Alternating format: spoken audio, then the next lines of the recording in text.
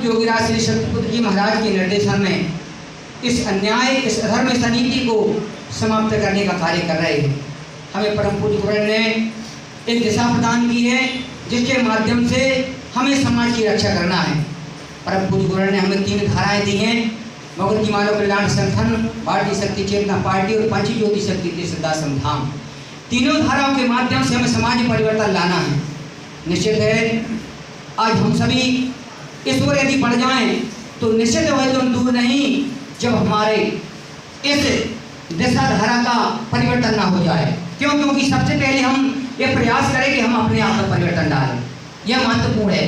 क्योंकि हम प्रत्येक व्यक्ति यह प्रयास करें कि हम अपने आप में परिवर्तन डालें।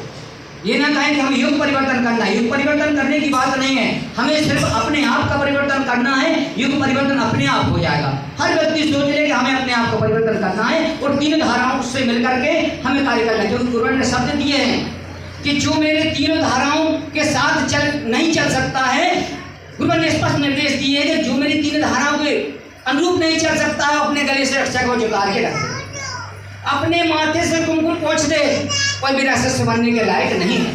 क्यों? क्योंकि आज हम देख रहे हैं कि नेता, शासन, प्रशासन दोनों ही हमारे समाज को छल रहे हैं और इनको हम तभी जवाब दे पाएंगे जब हम भारतीय शक्ति चेतना पार्टी को आगे लाएंगे, जब हम उसको मजबूत करेंगे। हम अन्याय अधर्मियों के साथ समझौता नहीं करेंगे तभी हम युग का परिवर्तन कर पाएंगे। क्यों? क्योंकि हमें समाज को विश्वास दिलाना है कि हम धर्म योद्धा हैं, हम समाज की रक्षा करेंगे, हम अनीति अन्याय अधर्म से समझौता नहीं करेंगे।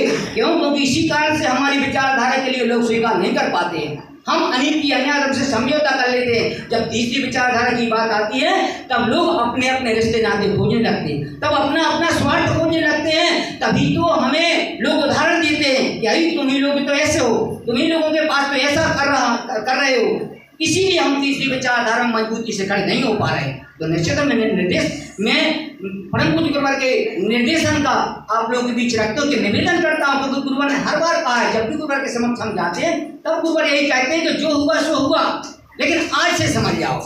तो हम प्रयास करते हैं कि भगवती चरणों में निवेदन करते हैं कि माँ हम आज से फिर प्रयास करेंगे आने वाले समय में। क्योंकि यह कोई सामान्य विचारधारा नहीं है, क्योंकि अधर्मी अन्यायों का इतना मजबूत सत्ता हो काबिज हो गया कि यदि हम किसी शराब को पकड़ने जाते हैं तो पहले पुलिस वाले उनको बता देते हैं, दंगा करा देते हैं, लोग भेज देते हैं, गुंडा भेज देते हैं, ठेकों से हम शराब नहीं पकड़ पाते।